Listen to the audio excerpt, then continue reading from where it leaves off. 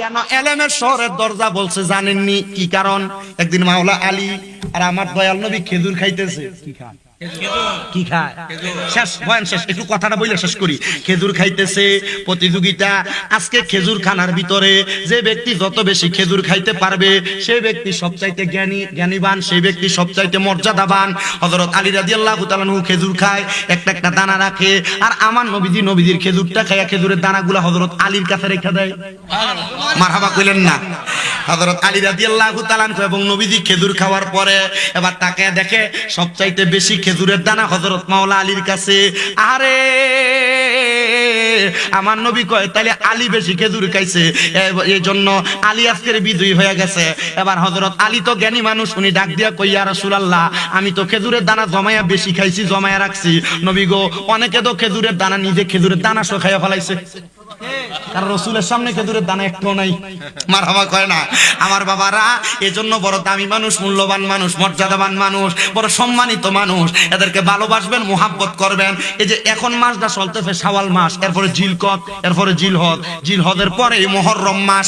এলাকার মহিলারা, এলাকার ভাই বাবারা যারা আপনারা আছেন, পারলে কোরবানির গোশত থেকে একটু আলাদা করে রাখেন। যদি এটা না পারেন, আপনার এলাকার মধ্যে কয়েকজন মিলা মুহররম উপলক্ষে আহলে বায়াতের স্মরণে একটা মিলাদ হইলো ফরাইয়েন, একটু খিচুড়ি রাইন্দা গরিবদের খাওয়াইয়েন, এলাকার মানুষকে খাওয়াইয়েন, তাদেরকে সুযোগ বুঝাইয়েন। এই মুহররম মাসে নবীর বংশরা তারা জীবন দিয়া আমরারে তাজা ইসলাম দিয়া গেছে। আরে মা ফাতেমার নয়নে মনি হযরত আলীর জান, মা ফাতেমার নয়নে মনি হযরত আলীর জান, ইমাম হোসেন শহীদ হলো কারবালার ময়দান, ইমাম হোসেন শহীদ হলো কারবালার ময়দান। দয়াল নবীর জবানে কারবালার বয়ানে, দয়াল নবীর শেষ কারদারি কারবালার বয়ানে, আওলাদের রাসূল শহীদ হবে হাদিসে প্রমাণ, ইমাম হোসেন শহীদ হলো কারবালার ময়দানে, ইমাম হোসেন শহীদ হলো কারবালার ময়দানে। ঈদের দিনে নতুন পোশাক পরলো সকলে, হাসান হোসেন কান্দে নানা পোশাক দাও বলে। ঈদের দিনে নতুন পোশাক পরলো সকল, হাসান হোসেন কান্দে নানা পোশাক দাও বলে। দয়াল নবী করলো দোয়া, ও গো রাব্বানা, জান্নাত থেকে কুদরতেরই পোশাক পাঠাও না।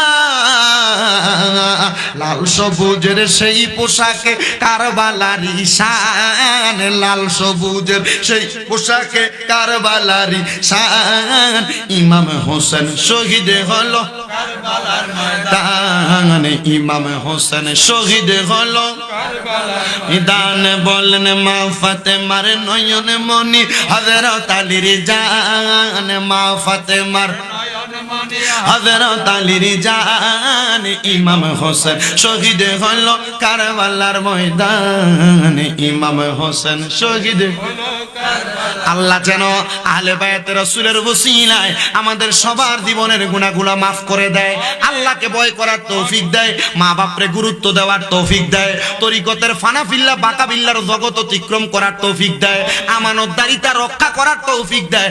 বিষয় ওয়াজ করলাম কয়টা শোনেন। 1 নাম্বার তরিকতের ফানাফিল্লা বাকাবিল্লার জগৎ, 2 নাম্বার মা বাবার খেদমতের জগৎ, 3 নাম্বার আল্লাহর ভয়, 4 নাম্বার ফানাফিল্লা, 5 নাম্বার আহলে বায়াতের মুহাব্বত। বেশি বিষয় লাগে না, এই বিষয়গুলোর উপর গুরুত্ব দিয়া আল্লাহ যেন মরার আগে ঈমান নিয়ে মরার তৌফিক দেয়। আসলেন নবী এই দরাতে রহমত ও বরকত নিয়ে, আসেন সবাই তাজিমে সালাম দেই ওই নবীরে, ইয়া নবী আল্লাহ কারবালা হর বিছায় দরজালা গো, আমরা সহিতে পারি না। মাশাআল্লাহ আল্লাহ আল্লাহ।